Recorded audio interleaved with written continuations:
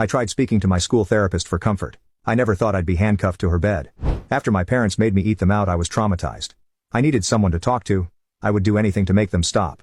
I never would have imagined that reaching out to a therapist would make my issues even worse than before. What really hurt me was the lack of compassion on behalf of my parents. I still loved them, so I didn't want to call the police and have them locked up forever. My father was completely bitter and cold-hearted, and my mother lacked all type of emotion. I'm surprised I didn't turn out to be a psychopath considering I was born into a family of them. My only option was my school psychologist. For her own privacy, we will call her Dr. Tanner. Like most junior high schools, a psychologist is always available on campus during school hours to assist any students in need of counseling, whether it is emotional, academic, social, behavioral, etc. To be honest, I have never seen any students talking with Dr. Tanner. Every day I would walk past her office on my way to the cafeteria and peek through her door's little window. She would always be alone in there, working on some paperwork. I guess that most kids were too afraid to speak about their problems to an adult who was practically a stranger. I now understand the horrifying truth of why students weren't going to see her. One day I finally mustered up the courage to go to her and voice my troubles. I went up to her door during break time and knocked. Through the window I could see her raise her head, smile and motion for me to come in. I did. She greeted me by introducing herself and asking for my name. Dr. Tanner was a very soft-spoken woman who seemed to radiate kindness. In less than 30 minutes I rambled to Dr. Tanner about how mean my parents were to me and how they didn't care about me at all. After a while my voice began to quaver and I stopped speaking. The psychologist listened patiently to my whole spiel, arms folded and head nodding. I half expected her to begin talking about how everything I had just said was untrue and that my parents loved me dearly and blah blah blah. But she didn't. Dr. Tanner leaned towards me with a grin on her face and said, "You know, I'm the best school psychologist in the world. I promise we will fix this." I should have known something about the way she talked was deeply wrong. But I was desperate. And I had no one else to go to.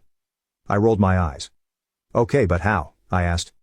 "I have my ways," she replied. "I'm a woman of my word. I promise that within just 1 month the relationship between you and your parents will change for the better. Forever." After a brief pause, she continued. "Although I do need you to make me a promise. You have to promise me that you'll come back to my office after school tomorrow and that you won't tell anyone that we had this conversation today. It'll be our little secret." I promised. The following day, I returned to Dr. Tanner after school. It was around 4 p.m. when I entered her office. After a warm welcome she asked me to have a seat in front of her desk once again. Upon sitting down, I watched Dr. Tanner close the blinds of the door's tiny window. "There," she smiled. "Now we have all the privacy we need." We began to talk about my likes and interests, my favorite subjects in school, my least favorite teachers, and things of the like. About an hour into the conversation Dr. Tanner offered me a soft drink. I gladly took the offer, considering my parents never allowed me to drink soda. Dr. Tanner reached over to her mini fridge and fidgeted around, before setting down 2 open cans of soda on the desk. Afterwards we continued to talk about what was going on in my life, but it wasn't long before I passed out from whatever substances Dr. Tanner placed in my drink. It took me a minute or so to adjust my blurred vision upon waking, and when it did, I had no idea what to think. I was handcuffed to a bed and my mouth was sealed with duct tape. I immediately began to panic, squirming and tugging at the cuffs, but gave up soon after. My eyes widened in disbelief after looking around the room. There were posters of superheroes pinned up along the walls and photographs of famous athletes on shelves. In the middle of the room was an old television and Super Nintendo with various game cartridges stacked alongside it.